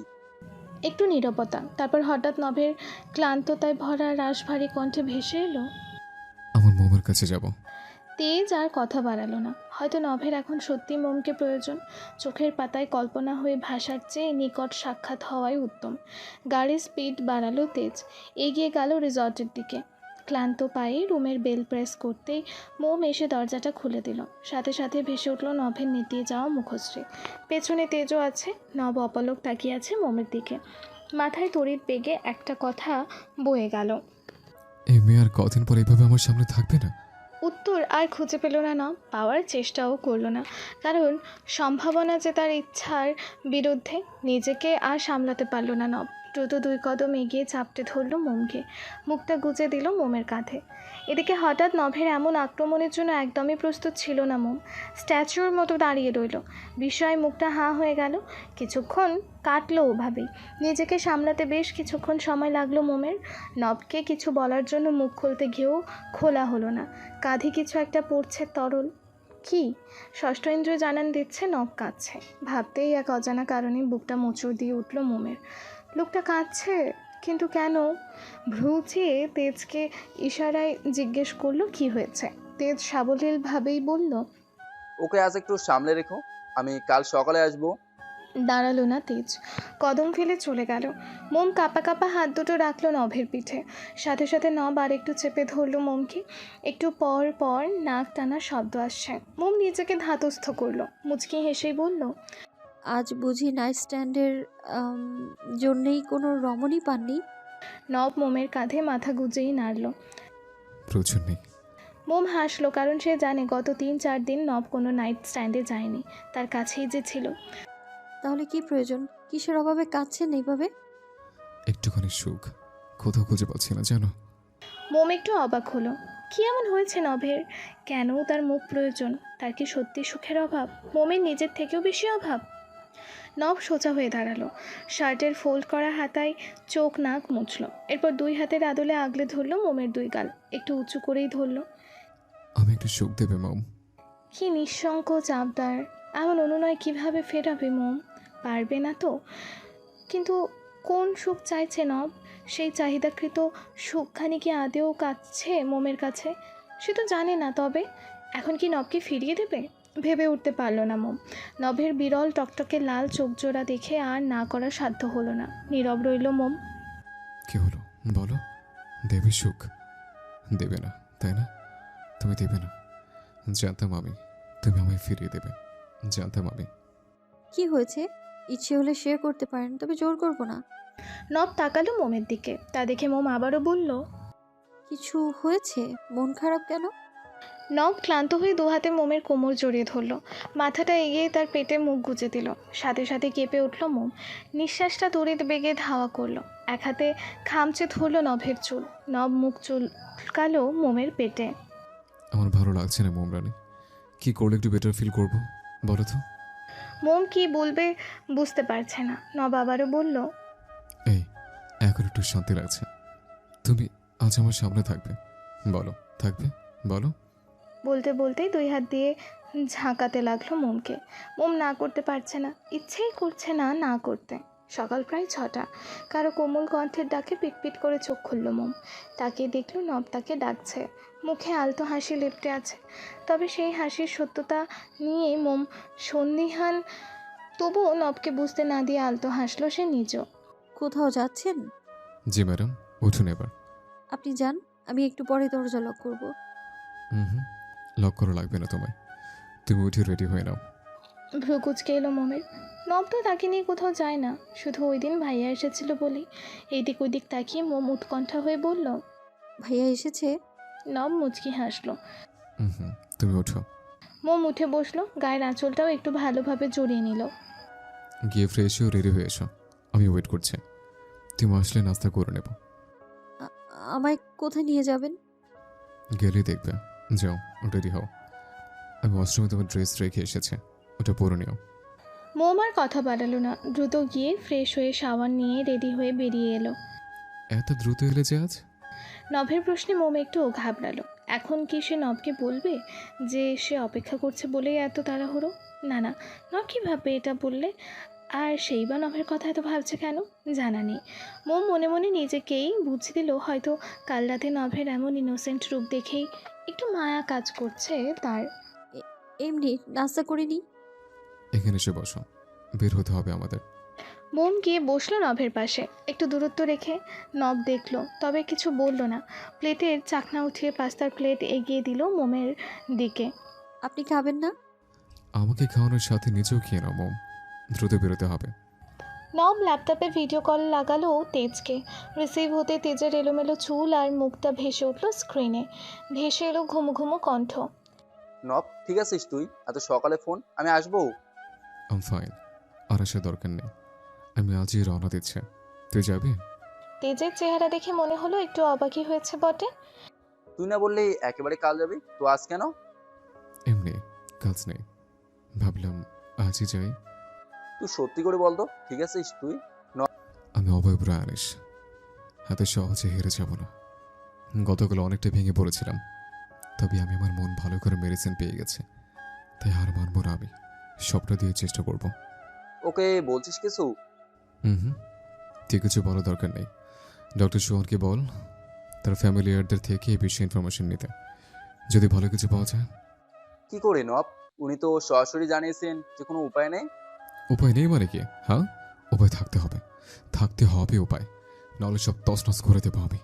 নব হাইপার হয়ে উঠেছে, তার এমন চিৎকারে মোম একটু সরে গেল ভয়ে। নভের দিকে ভয়ার্থ দৃষ্টিতে তাকিয়ে রইল। নব তার দিকে তাকাতেই এমন দৃশ্য দেখে শান্ত হয়ে গেল। তুই যাবি আজ? না, একটু কাজ আছে, কাল সময় মতোই পৌঁছে যাব। ওকে, রাখছি। কেটে দিল নব। খাওয়া শেষ করে দুজনেই বের হলো রিসর্ট থেকে।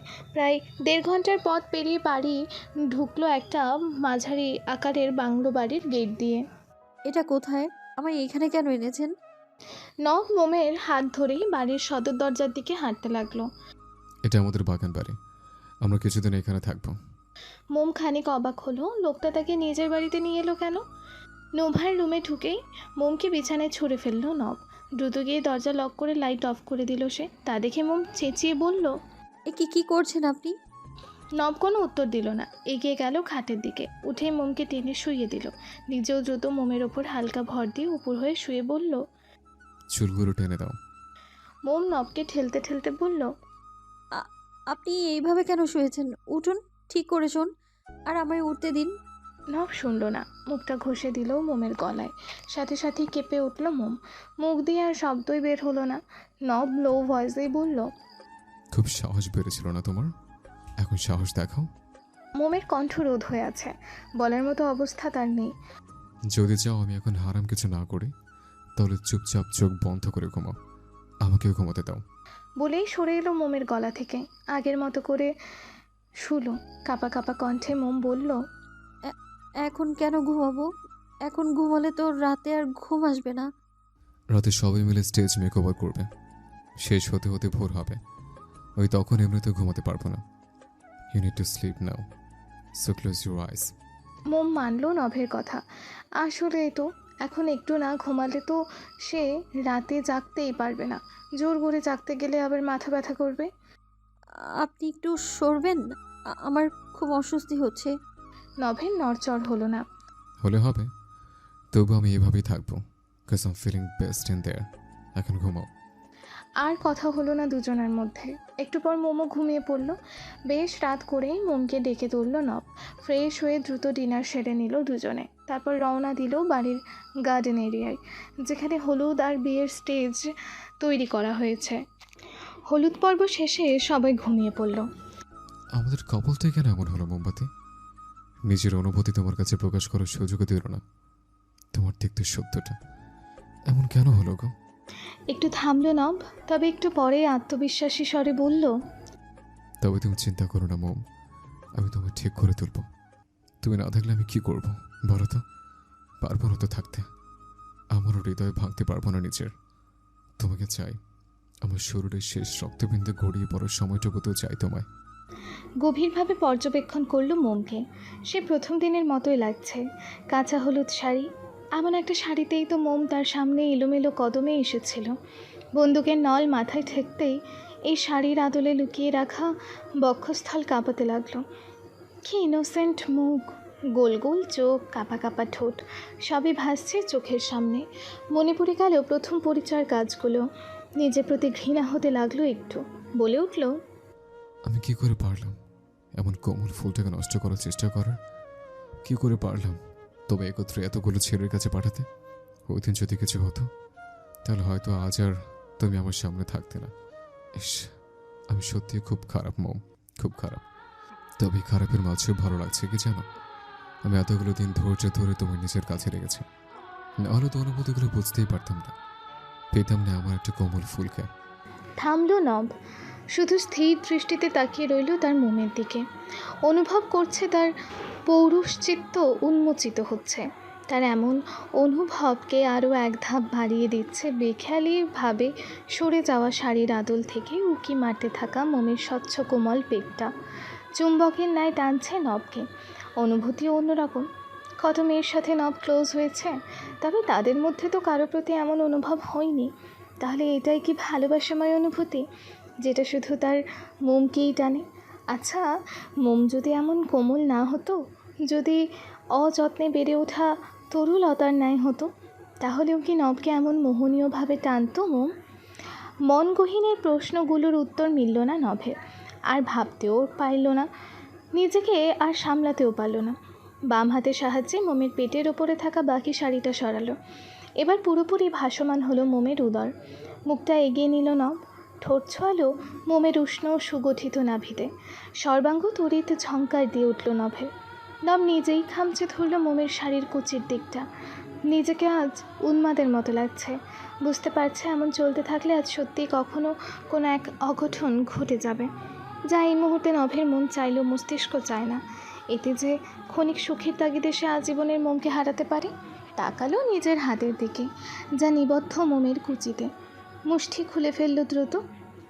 হাত নিয়ে রাখলো মোমের কোমল গালে। মুচকি হাসলো।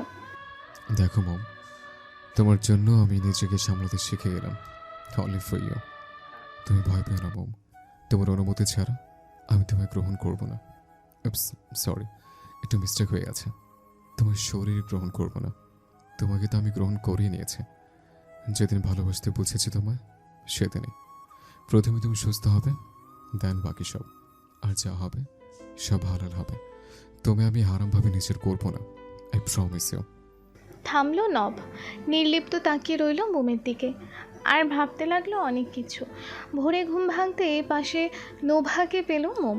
সে ঘুমাচ্ছে। গতকাল রাতের কথা মনে পড়তে উঠে বসল মোম। একটু পরেই সেখানে এসে উপস্থিত হলো অবন। এসেই মোমের মাথায় হাত রাখল। তোর কি শরীর ঠিক আছে মোমা? কথাটা শুনেই তড়িৎ বেগে অবনের দিকে তাকালো মোম। কি বলে ডাকলেন উনি? এটা তো আব্বুর ডাক। মোমের মুখ থেকে আপনা আপনি অস্পষ্ট স্বরে বেরিয়ে এলো, আব্বু। ধীরে বলল। কথাটা ঠাউর হলো অবনের। হাসলেন তিনি। মোম দ্রুত গতিতে বলে উঠল, কি ডাকলেন আবার? কেন মোমা, তুই তো আমার মেয়ের মতো, তাই নামের সাথে মিলিয়ে মোমা। যেমন নোভাকে ডাকি নোভা। মোমের চোখ ছলছল করছে। আজ কতদিন আব্বু আম্মু ভাইয়ার সাথে কথা হয় না। তারা কি ভুলে গেল মোমকে? নাই বা নিলেও আগের মতো কাছে টেনে সমাজ না হয় থাকতে মানা করেছে, তাই বলে কি কথা বলতেও নিষেধ নাকি? একদম নয়। তাহলে তারা কেন মোমের খোঁজ নেয় না? মোম নিজ থেকে নেবে বলে? হ্যাঁ, নেবে মোম তাদের খবর, কথা বলবে সবার সাথে। মোমের বিতৃষ্ণা চোখে পড়ল সবার। অবনও একটু চিন্তিত হলো। কি এমন বললেন তিনি? চিন্তিত কণ্ঠে বলল, ঠিক হলো রে মা, শরীর খারাপ লাগছে আবার। আব্বুর সাথে কথা বলবো। আমি আমায় ছেড়ে তুমি কি করে আছো বলো তো? আমি তোমার কি একটু কষ্ট হচ্ছে না? ক্রন্দনরত মোমের কণ্ঠ শুনে ফোনের ওপাশে ডুকরে কেঁদে উঠল আতিয়া। আজ কতগুলো দিন পর মেয়েটার কণ্ঠ শুনতে পারছে। মনে হচ্ছে শুকিয়ে যাওয়া কলিজাটা আবারও পানিপূর্ণ হয়ে উঠেছে। আমি থাকতে পারছি না রে মোম, তোকে ছেড়ে একটুকু ভালো থাকতে পারি না আমি। মোম কাঁদতে কাঁদতে আলতো হাসলো। মিথ্যে কেন বলছো আম্মি? এ তো বেশ আছো এই কদিন আমায় ছাড়া। আতিয়া বুঝলো তার মেয়েটার বড় অভিমান হয়েছে। পাগল মেয়ে, ধরে নে তুই এখন তোর শ্বশুর বাড়ি আছিস, তাই তো দেখছি না তোকে।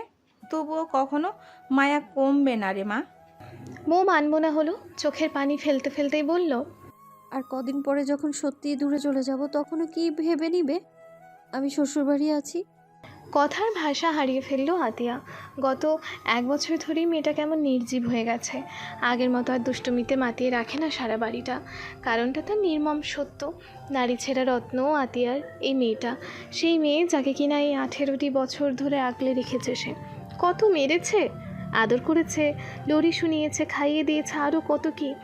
যে মেয়ে সারাক্ষণ শুধু পিছু পিছু ঘুরঘুর করতো তার, যে মেয়ে রাত জেগে থাকতো, নিজেও ঘুমাতো না, আর এই আমি কেউ ঘুমাতে দিত না, সেই মেয়ে কিনা এবার অনন্তকালের জন্য ঘুমিয়ে যাবে। এটা কি করে মানবে এই মাতৃ হৃদয়? পারবে না তো। আচ্ছা, সেদিন কি করবে আতিয়া, যেদিন তার ছোট্ট পরীর মতো মেয়েটির দুধ ভরসার শরীরটা সাদা কাফনের কাপড়ে ঢাকা থাকবে, যেদিন ওই চঞ্চল চোখের মণিচোরা ঢাকা পড়বে স্থির চোখের পাতা দ্বারা, সারাক্ষণ দৌড়াতে থাকা মেয়েটা যেদিন খাটিয়ায় করে আসবে তার সামনে, সইতে পারবে তো? এই যে কতটা যন্ত্রণাদায়ক তা একজন মাই বলতে পারবে। চোখের সামনে নিজের ননির পুতুলটার এমন নির্জীব দেহ দেখার মতো দুর্ভাগ্যবতী মা এই পৃথিবীতে খুব কম সক্ষমী আছে। সেই তালিকায় যে আতিয়া এহসানের নামও যুক্ত হতে চলেছে তা বিধাতা তাকে আগে থেকেই জানিয়ে দিয়েছে। প্রতিদিন মোনাজাতে বসে কত যে কান্না করে তা সেই জানে। হাউমাউ করে কান্নার শব্দে পুরো লোক ভর্তি বাড়িটা যেন মৃত্যুপুরীতে পরিণত হয় তখন। এই যেমন এখনও কেঁদে উঠলেন তিনি। মারে, এমন কথা বলিস না মা, দোহাই তোর, আমি আর সইতে পারবো না রে মা। তুই ফিরে আয় না রে মা, আমার বুকটা যে খালি হয়ে আছে। ফিরে আয় না মা আমার কোলে, আর একটিবার মাথাটা রাখ মা। আমি তোকে আর যেতে দিব না, আর দূরে রাখবো না রে। কান্নার বেগ বেড়ে গেল মোমেরও। নাক টেনে টেনে কাঁদছে সে, মাথায় চাপ পড়ছে, তবে এখন আর সেই দিকে খেয়াল দিল না মোম। কান্নায় ভেঙে পড়েছে, তবু হৃদয় শক্ত হয়ে জমে আছে। সেই পাথর খণ্ড থেকেই মোম বলে উঠল, আমায় আর ডেকো না আমি, এভাবে ডেকো না। তুমি চাইলেই আমি তোমার কাছে ফিরতে পারবো না। তুমি চাইলেই আর আমায় বুকে জড়িয়ে নিতে পারবে না। নিজেকে সামলাও না আমি, তোমাকে তো শিখতে হবে কি করে আমায় ছেড়ে থাকতে হয়। থামলো মোম, জোরে জোরে নিঃশ্বাস ফেলতে লাগলো চোখ বন্ধ করে। অনুভব করছে মাথার যন্ত্রণাটা বাড়ছে। আম্মি, ও আম্মি, শোনো আমার কথা। আমি চেয়েছিলাম এই কদিন তোমাদের সাথে থাকতে, একটু সুখ পেতে, তার হলো না আম্মি। তুমি হয়তো আমার নিঃশ্বাস নিতে থাকা মুখখানি আর দেখবে না। নিজেকে পরিবর্তন করো আম্মি। দেখোনি জেঠাই জেঠিরা কত সহজে নিজেদের পরিবর্তন করে ফেললো। একটা সময় আমি ওদের সবার প্রিয় ছিলাম, কিন্তু কিন্তু যখনই আমার নির্মম পরিণতির কথা জানলো তখন থেকেই আমায় আমাদের তুচ্ছ করে যাচ্ছে। আচ্ছা আম্মি, আমার পরিণতিটা কি ঘৃণার বিষয়? বলো না আম্মু, তারা এমন কেন করলো? উত্তর নেই আতিয়ার কাছে। মোম একটু থেমে আবারও বলে উঠল, আম্মি, আম্মা জান, এ দেখো, এখন আমার কষ্ট হচ্ছে, ভীষণ কষ্ট। এভাবেই একদিন আমি এমন ভীষণ কষ্ট নিয়ে এই দুনিয়া ছেড়ে। আর বলতে পারলো না মোম। তার আগেই তার হাত থেকে কেউ একজন ছোঁ মেরে ফোনটা কেড়ে নিল। তাকাতেই দেখলো রক্তচক্ষু নিয়ে ফোনের দিকে তাকিয়ে আছে নব। ফুসফুস করতে করতে কানে নিল ফোনটা। অশ্রাব্য ভাষায় গালি দিতে গিয়েও দিল না আতিয়ার মা ডাকটা শুনে। চোখ বন্ধ করে নিঃশ্বাস নিল, তারপর এক নাগারে বলল, আমি চাই না কারোর জন্য কষ্ট পেয়ে আমার মোম চোখের পানি ফেরুক। এতে তার মস্তিষ্কে চাপ পড়ে। আপনি তা খুব ভালো করেই জানেন।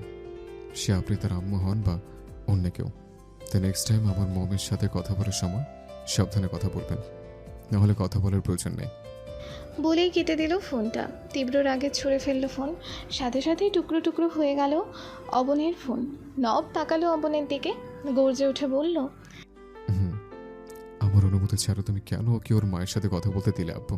ভাই কেঁপে উঠল উপস্থিত সকলে, এমনকি সিঁড়ির মাথায় দাঁড়িয়ে থাকা পলিও, যে এতক্ষণ সবই দেখছিল তবে দূর থেকে। নব একবার তাকালো তার দিকে, ওভাবেই বলল, সব মায়ের আমার মায়ের মতো নয় আব্বু। তার সন্তানদের সাথে নির্লিপ্ত থাকতে পারে না। সন্তানের টানে বুক ফাটিয়ে কান্না করে তারা। আর সব সন্তানও আমার আর নোভার মতো নিজেকে সামলাতে পারে না, তেমনি আমার মোমো পারে না। কেন দিলে তুমি ওকে ফোন? অবন বুঝলো কথার মাঝে কতটা না পাওয়া জমে আছে নভের। কষ্ট পেলেন না তিনি, তবে অগোছালোভাবে বলতে লাগলো, নভ, আমি সত্যি জানতাম না মোমার এমনটা হবে। আমি তো ভেবেছিলাম এমনই কথা। আর বলল না অবন। তার আগেই কানে ভেসে এলো মোমের ফুপিয়ে কান্নার আওয়াজ। এতক্ষণ নীরবে কাঁদলেও এখন আর সামলাতে পারল না মোম নিজেকে। নব এগিয়ে গেল, বসা অবস্থাতেই মোমকে জড়িয়ে রাখল। মোমের মাথাটা গিয়ে ঠেকলো নভের পেটের কাছটায়। আন মনে মোমো নভের কোমর জড়িয়ে ধরল। কাঁদে না মোম, প্লিজ কাঁদে না, কষ্ট হবে তোমার, বোঝার চেষ্টা করো মোম। মোম যেন নিজের অন্তরানুভূতি সব উগলে দিতে চাইল। কাঁদতে কাঁদতেই গুনগুনিয়ে বলে উঠল, আমার আম্মি, আমি খুব কষ্ট পাচ্ছি। আমি আরেকটু কথা বলবো আম্মির সাথে, আরেকটু কথা বলতে দিন না। আমি, আমার সবাই দূরে ঠেলে দিচ্ছে। আমার আম্মি ছাড়া আমায় একটু কথা বলতে দিন না। নব আর একটু শক্ত করে চেপে ধরল মোমের চুলের ভাঁজের হাতটা। বলবে তো মোম, তবে এখন না, পরে। তোমার মাথায় যন্ত্রণা করছে না? এখন একটু খেয়ে নাও, দেন মেডিসিন নিলে যন্ত্রণা কমে যাবে। দেখি। বলতে বলতে মোমের মুখটা উপরের দিকে তুলল, চোখগুলো মুছিয়েও দিল। চোখে ইশারায় রুবিকে বলল মোমের খাবার দিতে। তিনিও নিজ হাতে পাস্তা তুলে নিয়ে এলেন। নব বসলো মোমের পাশে চেয়ারটায়। বিকেলে ব্রাইডাল সাজে অসাধারণ লাগছে তিশুকে। কুড়েঘর স্টেজে দাঁড়িয়ে আছে সে। কোথায় হারালে মোম? নভের ডাকে খেয়াল পড়ল মোমের। নভের দৃষ্টি তার দিকেই, চোখ ঘুরিয়ে ঘুরিয়ে দেখছে। ভ্রু কুচকে বলল, আমায় পাগল করার গুণটাও রপ্ত করে নিলে? বুঝল না মোম। মুখ উল্টে পাতলা ঠোঁট নাড়িয়ে বলল, মানে?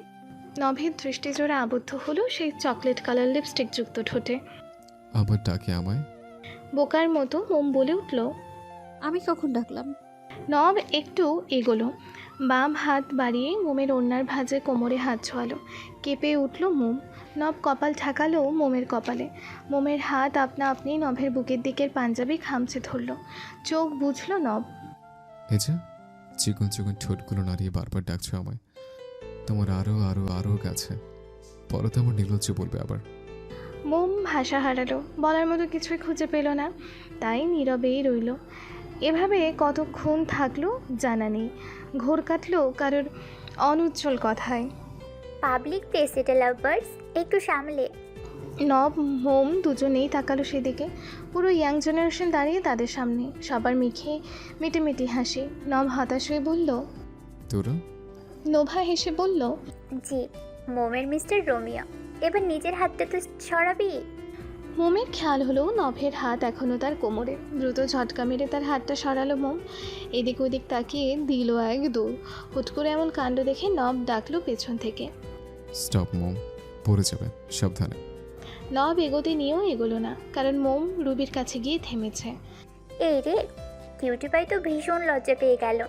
নোভার কথায় নব মুখ কুচকে বলল, তো তোর লজ্জা দিলে এমনটা তো হবে। দেখ ভাইয়া, তুই কিন্তু কিউটি পাইয়ের সাথে এমন করতে পারিস না। আমরা হতে দিব না ওর কোনো ক্ষতি। নব ভ্রু কুচকালো, তবে কিছু বলল না। আবারও বলতে শুরু করলো, সেদিন আমি ওকে তুলে আনার উদ্দেশ্যে ওদের বাড়ি যাইনি। জানতাম জয়নাল এহসানের একটা মেয়ে আছে, তবে তা নিয়ে মাথা ঘামায়নি। যখন গেলাম তখনও খেয়াল ছিল না। সে সময়ে চরম ভুলটা করলো মোম, আমার সামনে এসে। একটু থামলো নব, আবারও দৃষ্টি দিল মোমের দিকে। চেয়েছিলাম সেখানে মেরে ফেলতে, তবে এর ভয় মিশ্রিত মুখশ্রী আমি আটকে ছিল। সেদিনের প্রথম আমার কাউকে মারতে গিয়ে হাত কেঁপেছিল। ব্যাস, তুলে এনেছিলাম হলুদের শাড়ি পরিহিত সে হোল দেটে মোমকে। ওর বিয়ে হওয়ার কথা ছিল সেদিন। সবাই মনোযোগ দিয়ে শুনলো সব, সাথে আগ্রহ বাড়তে লাগলো আরও জানা। ইস্যু কৌতূহল নিয়েই বলল, তুই ওর বিয়েটা ভেঙে দিলি? নব দুই দিকে মাথা নাড়ল, যার অর্থ না। আগের দিন হলুদের অনুষ্ঠানটা হলেও সেদিন আমরা যাওয়ার আগেই বর নিজে ফোন করে জানিয়েছে মোমকে সে বিয়ে করবে না। অবাক হলো সবাই। নিশান্ত বলেই ফেললো, কি, কিউটি পাইকে রিজেক্ট করলো? এই কোন ছেলে? একমাত্র সন্ত্রাসী ছাড়া কিউটিকে রিজেক্ট করার মতো কেউ নেই। নিঃসন্দেহে ওই একটা হুর। নব উত্তর দিল, তা নিয়ে আমিও সন্দেহ ছিলাম। যতদূর শুনেছি মোম সব দিক দিয়ে ভালো, আচরণের মিশকতায় সব দিকে। সেদিন বুঝিনি, তবে এখন হয়তো কিছুটা আন্দাজ করতে পারছি কেন সে মোমকে রিজেক্ট করেছে। কেন? নব থামলো, কণ্ঠটা কাতর হলো। আজ নয়, অন্য একদিন বলবো। ওকে রিসোর্টে ছিলাম এতদিন, চুপ পারেন ওর সাথে ইন্টিমেট হতে। বন্ধুদের দিয়েও ট্রাই করেছিলাম, আবার নিজে গিয়ে বাঁচিয়েছে ওকে। কেন যেন পারেনি ওকে বিপদে ফেলতে। বারবার কানে ভেসে আসছিল ওর বলা একটা কথা, আমাকে কয়েকটা দিন শান্তিতে বাঁচতে দাও। ধীরে ধীরে বুঝলাম আমি মোমের মায়ে মত্ত হয়ে গেছে। প্রেমে পড়িনি, ভালোবেসেছি ওকে। তিনজনই অবাক নয়নে তাকিয়ে আছে নভের দিকে। জ্ঞান হয়েছে ধরে আজ পর্যন্ত নবকে কাঁদতে দেখেনি তারা। এখন কাঁদছে নব, তাও মোমের জন্য। সবার মনেই প্রশ্ন, কি এমন বিষাক্ত সত্যি? তবে এই মুহূর্তে নবকে জিজ্ঞেস করার মন করলো না কারোরই। নব হাতের উল্টো পিঠ দিয়ে চোখের পানিটুকু মুছে নিল। বিদায় পর্ব শেষ হলো। রাত বাজে 11:30। ডিনার করে তারপরে রুমে ফিরল সবাই। নোভার রুমে মোম আজ একা। পরনের লেহেঙ্গাটা চেঞ্জ করবে বলে কাবার্ড থেকে একটা সুতির জামা হাতে নিল মোম, সাথে টাওয়ালটাও নিল। জম্পিস একটা সবার নেওয়ার উদ্দেশ্য। হাতে গুনে গুনে 4টা ওষুধ আর 1 গ্লাস পানি নিয়ে রুমে ঢুকলো নব। মোমকে ওয়াশরুমের দিকে এগোতে দেখে বলল। ওয়েট। মোম থামলো, পেছনে ফিরে তাকালো। নবকে দেখে একটু অবাক হলো, তবে বেশি নয়। নব এগিয়ে এসে মোমের হাতে ওষুধগুলো দিয়ে বলল, ডিনার করে যে আরও কয়েকটা ওষুধ আছে তা মনে নেই? সব মনে থাকলেও এই 3 বেলায় সময় করে ওষুধ খাওয়ার কথা কি করে ভুলে যাও তুমি? মোম কিছু না বলে খেয়ে নিল ওষুধগুলো। তারপর গ্লাসটা টেবিলে রেখে এগোতে নিল ওয়াশরুমের দিকে। তবে পারল না। তার আগেই নব তার হাত ধরে হাঁচকা টেনে এনে নিজের বুকের ওপর ফেলল। মোম ঘাবড়ালো, চোখে দৃষ্টি এলোমেলো হলো। কি করছেন? চেঞ্জ করতে হবে আমায়। নভের চোখে মুখে দুষ্টু হাসি খেলা করলো। আমি করিয়ে দেব। চোখ ছানা বড়া হয়ে গেল মোমের। কি বলে এই লোক? নব চোখ ঘুরিয়ে ঘুরিয়ে দেখলো মোমকে। হঠাৎই প্রশ্ন ছুড়ল, লজ্জা পাচ্ছ না এইভাবে? মোম বুঝলো না কথাটার মানে, বোকার মতোই প্রশ্ন করলো। নব ভ্রু কুচকালো। মোম এত স্বাভাবিক কী করে? নব মোমের চোখে চোখ রাখলো, মুখে ফুটলো দুষ্টু হাসি। বাহারটা এগিয়ে নিয়ে মোমের পেটে আস্তে করে চিমটি কাটলো। আচ্ছা। বলেই নভের হাতের দিকে তাকাতে গিয়েই চোখ বড় বড় হয়ে গেল মোমের। নিজের অবস্থা দেখে বলেই ফেলল, আস্তাগফিরুল্লাহ। বলেই এদিক ওদিক তাকালো। ড্রেসিং টেবিলের পাশে চোখ যেতেই পেয়ে গেল কাঙ্ক্ষিত বস্তুটি। তখন জুয়েলারি খোলার সময় যে লেহেঙ্গাটার ওড়না খুলে রেখেছিল তা এতক্ষণে মাথাতে আসেনি। ছুট লাগিয়ে ওড়নাটা নিতে যাবে তার আগেই পেছন থেকে দুটো শক্তপোক্ত হাত মোমের কোমর আঁকড়ে ধরে হ্যাঁচকা টান মারল। তাল সামলাতে না পেরে মোমের পিঠ গিয়ে লাগলো নভের বুকে। ঠোঁট দুটি তিত্তে করে কাঁপছে মোমের। নভের উষ্ণ নিঃশ্বাস আছড়ে পড়ছে মোমের ঘাড়ে। এটাই যেন সারা শরীরে বিদ্যুৎ বয়ে যাচ্ছে মোমের। নভের হাত দুটো বিচরণ করছে মোমের কোমর পেট জুড়ে। অস্পষ্ট স্বরে বলে উঠল মোম। কি করছেনটা কি? নভের নেশালো কণ্ঠ। কি সমস্যা তোমার? বলেই মোমের ঘাড়ে ঠোঁট ছোঁয়ালো।